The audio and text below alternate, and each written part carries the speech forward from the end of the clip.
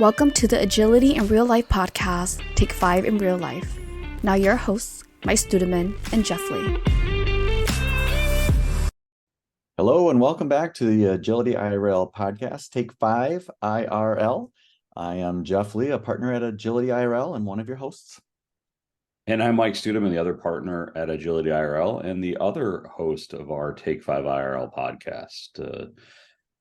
Jeff, hope you're having a good day. What's on your mind for this episode?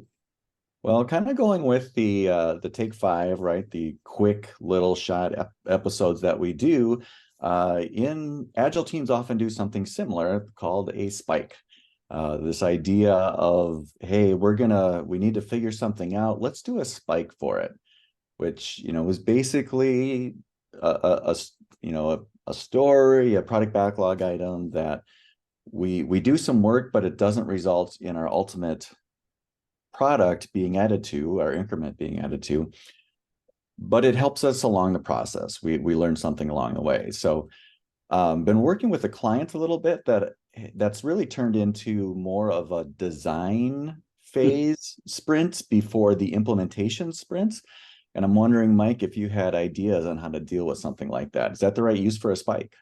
Yeah. So the short answer is no. Thanks for listening to this episode. No, we'll go into a little bit more detail here. So a couple of things about spikes. First of all, spikes, not an official part of Scrum. They come from extreme programming. A spike is defined as a time box experiment to reduce technical or design risk associated with a product backlog item. Spikes, by definition, are throwaway work. You don't build on a spike. It's a simple program to try to prove out an unknown technology. Now, Jeff, the phenomenon that you're experiencing at your client is a common one. A lot of teams, particularly those teams that are transitioning from waterfall to a more agile way of working like Scrum, tend to use spikes as kind of a crutch to deal with the uncertainty associated with building a new product. So you're saying they're doing it right. They're reducing risk. They're figuring out some uncertainty so they can just, get stuff done next sprint. Yeah. So a couple issues there. One, and thank you for the softball there. One, we have to remember every sprint under Scrum, the goal is to produce an increment. Whether you call that a potentially releasable product increment, a potentially usable product increment, we can debate that over an adult beverage sometime. I think in my experience, most organizations misuse spikes. They use spikes to try to get rid of the uncertainty associated with building any product backlog item. Mm-hmm. A lot of what, and I'm not sure that this is what's going on at the client, but a lot of teams use spikes as a way to deal with that uncertainty, when in fact what they really should be doing is just calling it some investment in product backlog refinement and acknowledging that you're never going to have absolute certainty. Now, is there a role for spikes? Absolutely. I mean, I'll give you an example. I had a team that I was coaching a while back, and they were going to use some open source, or they wanted to use some open source code to fulfill a particular feature. They had no idea whether that open source code would even work in their environment. They had no idea how it actually worked. So they invested in a spike, a very small time box experiment to see whether that code would even work in their environment, determine whether they were going down the right path. So I think that that's an acceptable use of a spike. But in my experience, most teams misuse them, as our client is here in this case, I think.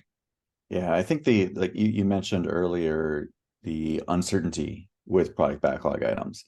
And I think more mature Scrum teams that I see, Agile teams, whether you could be using other Agile methods as well, but they're willing to roll with that uncertainty and learn some things during the sprint.